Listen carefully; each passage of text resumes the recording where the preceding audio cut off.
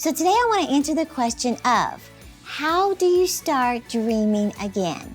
Now, I'm the cheerleader of dreams, and I'm always encouraging you to go after your goals and dreams in life. But for many people, you've just stopped dreaming. Hey, I'm Terri Savelle, your cheerleader of dreams. Thank you for joining me. I posted something on Instagram recently asking if we could just sit down and talk. What is the one question you would want me to answer? Not that I have all the answers by any means, but if I could help you with what I've learned, what would your question be? Well, after reading through hundreds of responses, I boiled it down to the top 5 most popular. So today I want to answer the question of, how do you start dreaming again? Now, I'm the cheerleader of dreams, and I'm always encouraging you to go after your goals and dreams in life. But for many people, you've just stopped dreaming, or it's been so long that you don't even know what your dreams are anymore. Or other people have put them down and said, your dreams are just pipe dreams. Now, I want you to remember this phrase. When you write the story of your life, don't let anyone else hold the pen. I'll repeat that. When you write the story of your life, don't let anyone else hold the pen. The truth is, you didn't get to choose which country you were born in, which city you grew up in, whose parents you were born to, or even the environment you were raised in. You didn't even get to choose your own name, something you would be called for a lifetime. You didn't get to choose the beginning of your story. But here's the thing. You have everything to do with how your story ends. In fact, one day, you're going to wake up on your 78th birthday, which the typical lifespan is 78.6 here in America. And as you look back on the life you've lived, are you going to smile at what you see? Will you wish you hadn't stopped dreaming somewhere along the way? See, whatever remorse there would be, let it become your driving inspiration to do it now. So think about it. Are you going to pursue your dreams or complain about what could have been? And sometimes it's easier to paint a picture of you as the anti-hero in your story than the hero. I did that years ago. I actually painted a true picture. Like I wrote it out. I grabbed a little journal and a pen and I just started writing. What does my life look like if I don't step out and go for my dream? In other words, if I stay exactly where I'm at today, 10 years from now, what does my life look like? And it was a miserable portrait. I took the time to actually write it because I knew inside God had more for my life. And He does for you too. So one way you can start dreaming again is to attach a lot of pain to not moving beyond where you are today. But if you want to know the number one way I've discovered God's direction for my life and making myself start dreaming again, it's been in my alone time with Him. Now, this is where you gain direction and you obtain clarity for your life. Remember this, there is strength in solitude. There's great insight in isolation. And the most successful people in the world practice this. So for years now, I've actually kept a journal from my quiet times with the Lord. And I can tell you, the rewards of spending time alone to journal your thoughts in prayer are endless. So let me just ask you, how often do you hear nothing? When was the last time you sat quietly in a room by yourself and just thought? You might say, about what, Terri? Life, your future, where you're headed, where you see yourself 5 years from now, what you really want, what you're good at, what you enjoy most, or even what you want to change, what's bothering you, what do you need to stop doing? What do you need to pursue? What is God speaking to your heart? Well, see, maybe like me, you haven't sat still long enough to ask yourself those kind of questions and more importantly, to get answers. See, that's where I was for 11 years after college. I never got still enough to just think. John Maxwell says, thinking precedes achievement. He says nobody just stumbles upon success and says, wait, how did I get here? No, the greater your thinking, the greater your potential. Well, here's the thing. God wants to give you the direction you so desperately desire. He wants to reveal His next steps for your life and even give you those God-inspired ideas that produce great wealth. He wants to whisper insights and creative concepts, but you have to just get quiet to hear them. Henry Ford even said, thinking is the hardest work there is, which is probably the reason so few engage in it. So you never hear from God when you're talking. Most people tell the Lord what's on their heart and plead for things, and then prayer's over. But see, your dream is never revealed to you while you're talking. So we have to learn, and it's not easy. It takes practice to just get quiet and just listen. And you will be amazed at how loud the Lord speaks. So let me give you 3 steps real quick. Number 1, visualize your future. You might say, what is visualization? You may have heard that phrase, but what is it? It's actually seeing the invisible. It's seeing with the eye of faith. See, you can't just arrive at success without seeing something beforehand. So sit quietly with God and just imagine. Imagine your life 5 years into the future. Where do you live? What do you drive? Where do you work?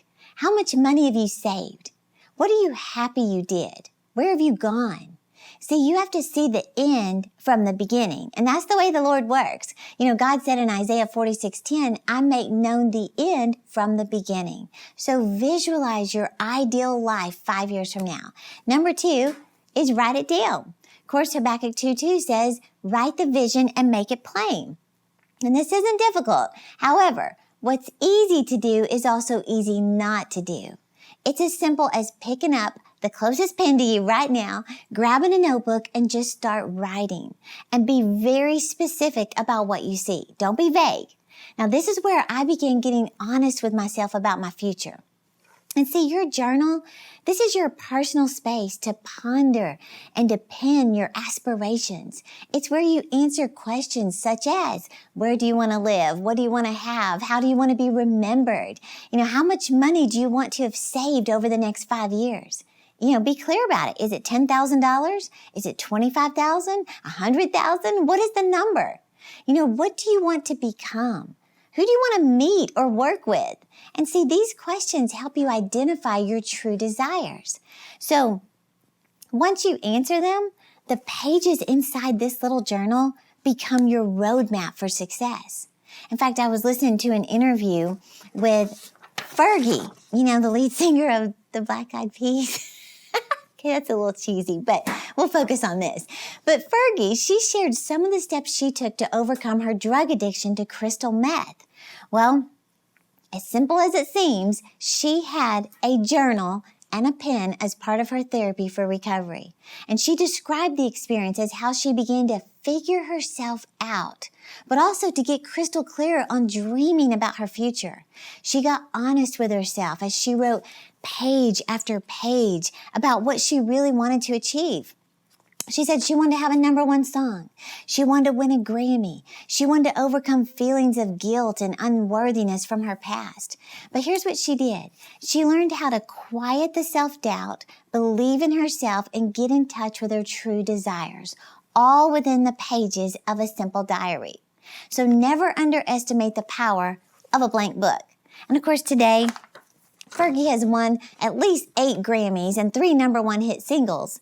So let me just say, don't just write, well, I want a lot of money over the next 5 years. See, your mind doesn't know how to define a lot, so it has nothing to aim towards. Vague goals produce vague results. So be very specific about how you define a lot. And it could be, I have $50,000 saved in the next 5 years. Well, that means you need to start saving $10,000 a year, or $800 and something a month, or close to $200 a week. So don't rush through this. And I might be going too fast right now. And at the end, I'm going to show you how to get my notes from today's podcast. But this is your life. This is how you will be remembered. This is how you will be described by the generations who live after you. So what do you want them to say? That's what you need to start writing. And number 3, I'll go through this one fast, is make a vision board. I'm sure you've never heard me say that before. But the thing is, most people don't do it. You hear it, but you don't do it. But those who do this, they live their dreams. So find a photo of your dream house, your ideal body. Get a picture of someone with the great body, chop their head off. I don't know what I just said. Chop their head off, put your head on top, put it on the vision board. Your perfect vacation. Superimpose your photo on the cover of a book or a magazine cover. Get pictures of the bedroom furniture you want, the car you desire. Find photos to match each one of your dreams and have fun with this. Here's what I like to say. Instead of always framing the past, the graduation photos, the family vacation from 20 years ago, the wedding from 1991, that's the year I got married, why not frame your future? Showcase where you believe God is taking your life. It's exciting and it's compelling. It drives you to not settle where you are, but start aiming towards where you long to be. So fix your eyes on your vision board. Of course, the law of attraction basically states that whatever you focus on, you will attract in your life. Well, Proverbs 23:7 says, whatever a man thinks in his heart, so shall he become. So what you think about, you bring about. Bottom line, we move towards what we consistently see. So grab a journal and a pen and start writing. And I always say, as long as you have a heartbeat, you have a purpose. If you have a goal of doing something someday, that day is now. See, the more we put it off, the more you'll never check it off. So I believe there is so much for you to look forward to. There goes Fergie. There is so much for you to look forward to, but you have to invest the time it takes to just think about it.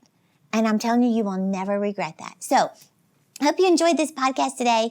And if you'd like to study more on how to start dreaming again, you can actually download my podcast notes by clicking on the link below or go to terri.com/dreamagain. I really want you to get this because I may have gone too fast and you want to, hear those points again.